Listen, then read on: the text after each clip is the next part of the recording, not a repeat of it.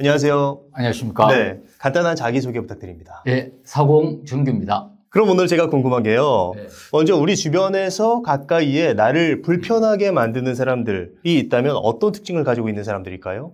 먼저 재능이 있는 사람들이죠. 상대방의 틀린 점을 쪽집게처럼 찾아서 말해주는 사람이죠. 그리고 자신의 옳은 주장을 위해서 상대방의 주장을 정확하게 파악해서 상대방이 틀린 점을 지적하고 자신의 주장을 펼치는데 유난히 재능이 많은 사람이 그 첫 번째 조건이라고 할 수 있습니다. 그런데 또 어떻게 보면 한편으로는 그 사람이 논리적으로 틀렸고 내가 맞아. 그렇다면 설득하는 게 어떻게 보면 맞지 않을까라고 생각할 수도 있을 것 같거든요.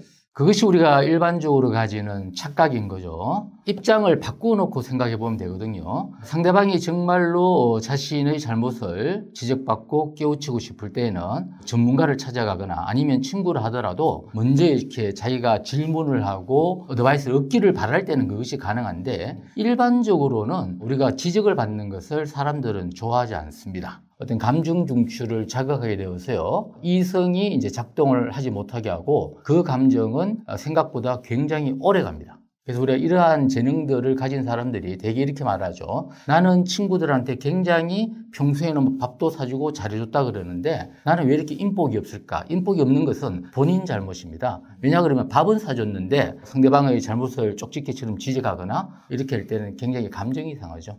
사실 우리가 조언이라는 이름으로 잘못된 점을 지적질한다라는 행동을 많이 하는 것 같아요. 이게 조언하고 지적하고 어떤 차이가 있다고 볼 수 있을까요? 일단 조언이 되려면 기본적으로 상대방이 그것을 바라는 상태여야 되죠. 그리고 이제 두 번째로는 주변에 이제 열심히 하라고 하는 사람들 있잖아요. 이 사람이 우리를 불편하게 합니다. 그것이 선생님이 되었던 부모님이 되었던 친구가 되었던 열심히 하는 것은 기본이고요. 전제로 중요한 것은 그 방향성, 동기부여가 중요한 것이지 방향성이 다르고 동기부여가 되지 않은 상태에서 열심히 하라는 것은 강요에 지나지 않죠. 우리가 예를 들자면 인생을 사는 데만 행복이 과정으로 쓰든 목적으로 쓰든 어떤 우리가 나아가야 될 지향하는 바라면 행복을 향해서 열심히 나아가는 것은 도움이 되지만은 불행을 향해서 열심히 방향성을 잡지 않고 나간다면 열심히 한 만큼 손해거든요. 되게 우리가 이걸 모르고 있습니다. 왜냐 그러면 우리는 어릴 때부터 열심히 하라는 것에 대해서는 많은 이야기를 들어왔지만은 행복의 방향성에 대해서는 우리가 별로 배운 적도 없고 지혜를 얻을 기회도 적었던 탓이죠. 인간관계 때문에 회사에서 생활이 굉장히 힘드는데 그냥 네가 열심히 안 해서 그런 거 아니야? 그냥 그런 거 참고 어차피 돈 벌려고 하는 건데 열심히 하면 되지 라고 이제 주변에서 그런 피드백을 받으면 내 문제가 될 것 같다라는 생각이 들 것 같아요. 제가 다른 이야기를 하나 해볼게요. 뭉뚱한 도끼날로 나무를 베고 있는 나무꾼이 있다고 쳐요. 근데 이 뭉뚱한 도끼날을 가는 데는, 날을 잘 가는 데는 10분 정도 걸리고요. 그럼 효율이 10배 정도 높아지거든요. 근데 지나가는 사람이 뭉뚱한 도끼날을 갈고 나무를 배주했을 때 얘라고 하면 좋겠지만은 되게 이렇게 대답하는 사람이 있다고 칩시다. 선생님, 제가 얼마나 바쁜데 도끼날을 갈 시간이 없다 그러면서 뭉뚱한 도끼날로 나무를 계속 벤다면 대표님은 이 사람을 어리석은 사람으로 보시겠습니까? 지혜로운 사람으로 보시겠습니까? 어리석은 사람. 네네. 예. 이러한 간단한 질문에서는 우리가 되게 어리석은 사람이라고 생각을 하죠. 되게 저를 포함한 대부분의 사람들은 이 사람은 어리석은 사람이다. 그리고 이 사람보다는 지혜롭다라고 생각을 하는데 실제로 우리들은 우리 인생이나 자녀 교육에 있어서 우리 인생이 반대 방향으로 가는 걸 모르고 계속 열심히 달리는 거죠. 우리 아이도 행복해지기를 바라지만 실제로 불행으로 몰고 가면서 열심히 달리는 거죠. 혹시 대표님 그 전철을 탈 때 지하철을 탈 때 또는 버스를 탈 때 기차를 탈 때 목적지와 반대 방향으로 타보신 적이 있습니까? 예. 근데 금방 알아차렸나요? 몇 정거장 가서 알아차려. 대개는 알아차리는데 우리 인생은 반대 방향으로 달림에도 불구하고 또는 전문가가 그것에 대해서 어드바이스를 줌에도 불구하고 계속해서 반대 방향으로 달리는 경우가 굉장히 많다는 이야기입니다. 그래서 제가 말씀드리는 것은 열심히 하지 말라는 이야기가 아니라 열심히는 하되 방향성이 굉장히 중요하다. 이 방향성이 뭐 여러 가지가 있겠지만 우리가 전체적으로 보면 뭐 행복으로 본다면 행복의 방향으로 열심히 달려라. 지금 우리가 가고 있는 방향은 상당 부분 대부분 사람들이 자신이 알아차리지 못해서 그렇지 반대 방향으로 달리고 있다는 점을 강조하고 싶습니다. 정말 그런 것 같습니다. 이게 방향성이 틀렸는데 열심히 하라고만 하면 어떻게 보면 굉장히 무책임한 말일 수도 있겠다라는 생각이 드네요. 그럼 세 번째 특징은 어떤 특징이 있을까요? 세 번째 특징은요, 예를 들면 적절한 예가 될지는 모르겠지만은 못생겼다고 본인이 생각하는 사람에게 못생겼다라고 이야기를 하면 되게 어떤 말을 할까요? 그럼 기분 나쁘죠. 네. 자존심 상해 이러죠. 자존심 상해. 사실 우리가 쓰고 있는 이 자존심이란 말을 정신의학적으로는 열등감입니다. 그러니까 내가 얼굴이 못생겼다고 생각하는 열등감을 가졌기 때문에 다른 사람이 너 얼굴을 못생겼지 그러면 자존심 상해. 열등감 건드릴 수 이 말이거든요. 전교 1등하는 아이에게 너 공부 못하지라고 꼴찌하는 아이가 이야기했다면 아마 자존심 상해라는 말은 하지 않을 가능성이 높다는 거죠. 물론 사실 열등감이라는 말도 사실은 우리가 좀 부정적으로 쓰이지만은 정신의학적으로는 열등감이라는 것은 중립 단어입니다. 부정적으로 쓰이는 건 열등감 컴플렉스라고 그러는데 어쨌든 보통 통상적 열등감을 그러는데 이런 열등감 컴플렉스가 많은 사람이 다른 사람을 불편하게 합니다. 왜냐 그러면 일단 열등감 컴플렉스가 많은 사람은 사람들이 말에 순간순간 열등감을 느끼고 자존심 상해 그러면서 예민해지고 피해의식을 느끼고 그럼으로써 또 자기가 열등감 컴플렉스에 가득 차 있기 때문에 다른 사람을 칭찬을 못하고 감사를 못하고 질투를 하게 되는 거죠. 그러니까 이 열등감 컴플렉스에 좌절되는 사람은 본인의 인생도 불행으로 가지만은 주위에 이 전파하는 이 정서적 감정력도 굉장히 불편하게 갈 수 있다라는 것이죠. 그래서 이러한 것들이 다른 사람을 불편하게 하는 요소 중 하나라고 저는 생각합니다. 그럼 열등감 컴플렉스를 가지고 있는 사람은 좀 어떤 말이나 태도로 그런 것들이 보여질까요? 이 감정이 굉장히 예민해지고 피해의식적이고 그 피해의식적인 것이 이제 남 탓으로 되고 전체적인 어떤 사회나 그 모임의 분위기를 좀 부정적으로 몰고 갈 경향성이 높다 이렇게 볼 수 있겠습니다. 그런 사람이 옆에 있으면 굉장히 좀 불안할 것 같다라는 생각이 드는 게 나는 그냥 일반적으로 한 말인데 그 사람한테 피해를 주려고 한 말도 아니고 갑자기 어느 순간 기분 나쁘다고 말도 안 하고 화를 내고 이런 모습을 보일 것 같아서 좀 불안할 것 같다라는 생각이 드네요. 그렇습니다. 상당히 이제 불안하고 불편한데요. 사실 이게 깊숙한 내면 속에서 자라오는 경우가 많죠. 우리가 정신의학적으로는 핵심 감정이다 그러는데 이 핵심 감정은 아동기 감정 양식이라 그래서 예를 들면 이런 거죠. 요즘은 이제 그런 경우가 거의 없는데요. 예전에 우리가 이제 남존여비 아들을 이제 좀 우대하고 딸을 좀 이렇게 낮춰보는 시절이 우리 부모 세대들 있었잖아요.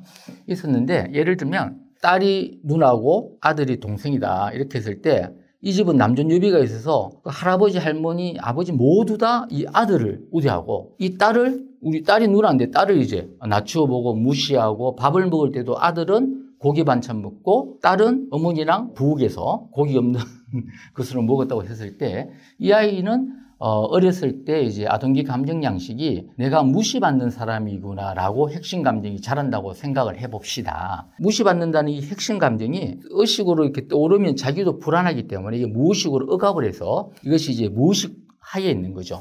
이것이 현재 만약에 고등학교 동창 3명을 만나서 이야기를 하는데 나머지 두 여학생이 중학교가 동창이어서 잠깐 이 학생을 이 여자분을 무시할 생각 없이 가볍게 중학교 동창 모임 이야기를 짧게 했다고 쳤을 때 보통 사람이 객관적으로 볼 때는 이분이 기분 나빠하지 않아야 되는데 이분은 아동기 감정 양식 때 형성됐던 무시감, 쉽게 말하면 무시에 대한 어떤 스레셜드가 굉장히 낮은 거죠. 이분은 굉장히 무시감을 느끼고 이 두 분에 대해 적대감을 느끼게 되는 경우죠. 이런 식으로 우리가 아동기 감정 양식에서 점철된 핵심 감정이 무의식에다가 현재 생활 양식에서도 불쑥불쑥 올라오는 것이죠. 좀 전에 말씀드린 어떤 열등감 부분도 이런 식으로 본다면 그 본인의 그 열등감 컴플렉스가 불쑥불쑥 올라오기 때문에 제3자는 전혀 이분이 화를 내야 될 상황이 아닌데도 화를 내니까 굉장히 당혹스럽기도 하고 굉장히 불안하기도 하고 분위기 자체가 굉장히 네거티브하게 부정적으로 전파되겠죠.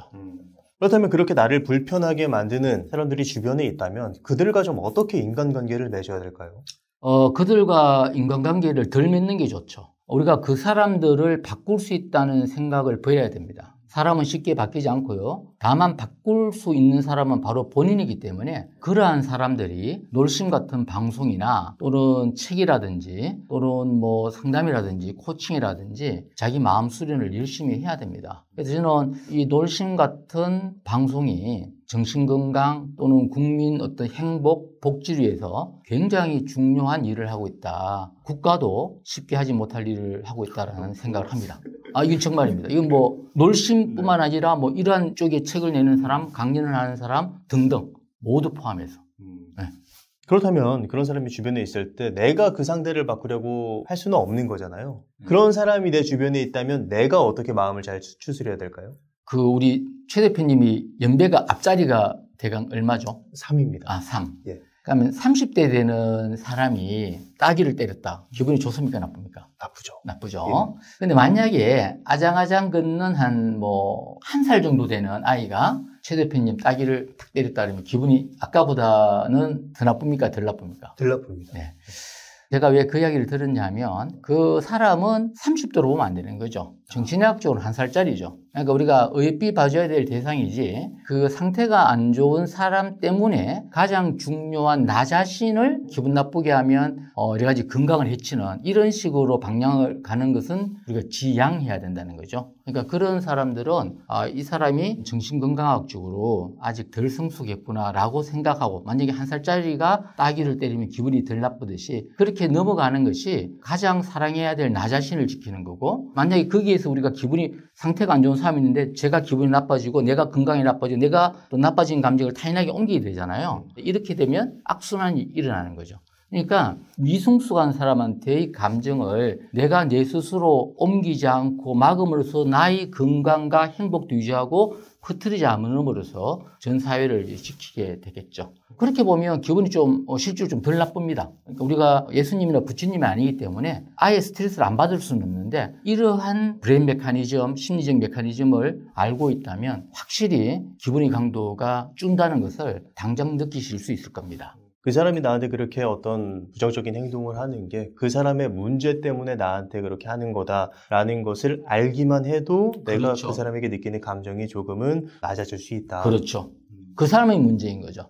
예를 들면 있는 거죠. 우리가 상태가 안 좋은 사람 때문에 나의 건강을 깔아먹는 희생을 할 필요가 없는 것이죠. 나의 행복을 깔아먹는 일을 할 필요가 없는 것이죠. 가능하면 그렇기 때문에 최대한 안 만나는 게 좋다. 보통은 우리가 대인관계가 이제 중요하다고 이야기를 하면서 모든 대인관계에서 잘 되기를 바라는 조언을 하는 경우도 있지만 물론 그 조언의 의미는 이해되지만 현실적으로는 좋은 대인관계만도 잘 유지하기가 시간적 투자를 하기가 어려운 시대이기 때문에 그 사람이 좋다, 나쁘다, 옳고 그르다를 떠나서 나랑 맞지 않는 인간관계라면 굳이 거기에다 노력할 필요가 없고요. 그 노력의 시간을 나랑 맞는 좋은 인간관계에 투자하는 것이 훨씬 더 효율적이고 행복으로 가는 지름길이라고 저는 생각합니다.